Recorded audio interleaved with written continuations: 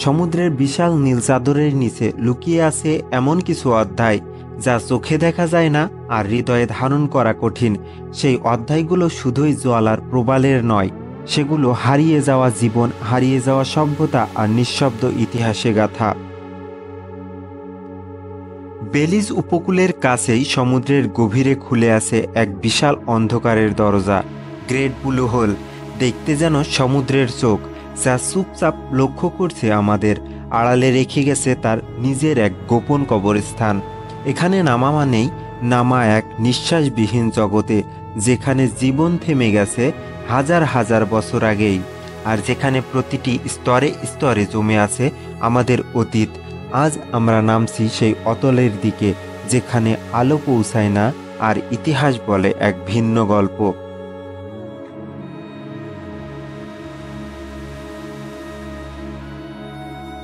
Blue হোলের নিচে সমুদ্রের গোপন কবরস্থান।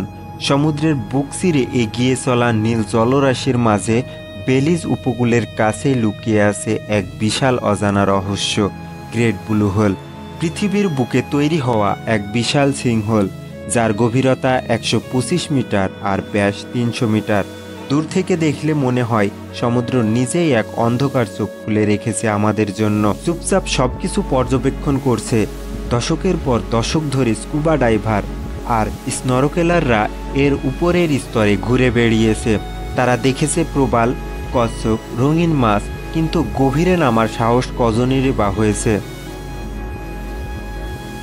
2018 সালের শীতকাল, অ্যাকুয়াটিকা নামে একটি গবেষণা সংস্থা ঠিক করল তারা ব্লু হোলের সম্পূর্ণ 3D মানচিত্র বানাবে।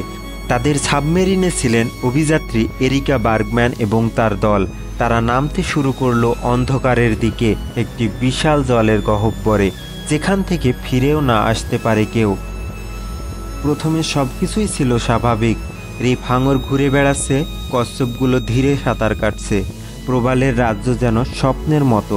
কিন্তু যতই তারা গভীরে নামতে থাকলো, ততই জগৎটা বদলে যেতে লাগলো। যখন তারা 90 মিটার নিচে পৌঁছালো, হঠাৎই সব প্রাণ অদৃশ্য, চারপাশ নিস্তব্ধ, এক প্রকার অস্বস্তিকর নীরবতা।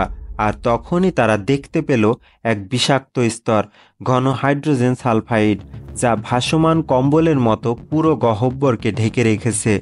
এর নিচে নেই কোনো আলো, নেই কোনো প্রাণ, শুধু আছে মৃত শঙ্খ, সন্ন্যাসী কাকড়ার খোলস, আর সেই সব প্রাণ যারা ভুল করে গর্তে পড়ে গিয়েছিল।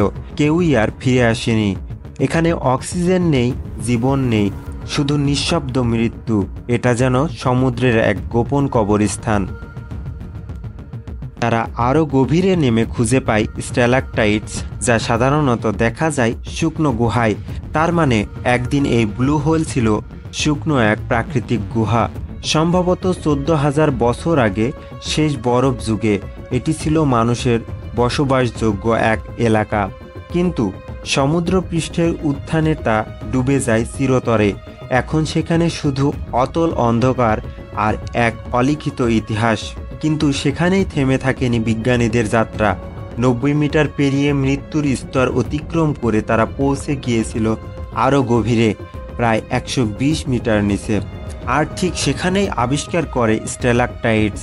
কিন্তু প্রশ্ন হলো, সমুদ্রের নিচে স্ট্যালাকটাইট আসে কোথা থেকে? বিজ্ঞান বলছে এই ধরনের গঠন কেবল তখনই তৈরি হয় যখন গুহা শুকনো থাকে এবং পাথরের ফাঁক দিয়ে জল ফোঁটা ফোঁটা পড়ে। এর মানে আজ যেখানে নীল জলরাশি, সেখানে এক সময় ছিল এক বিশাল শুকনো গুহা। সম্ভবত সেই গুহায় ছিল জীবজন্তু, মানুষের বসবাস, কিংবা অন্য কোনো হারিয়ে যাওয়া সভ্যতার চিহ্ন।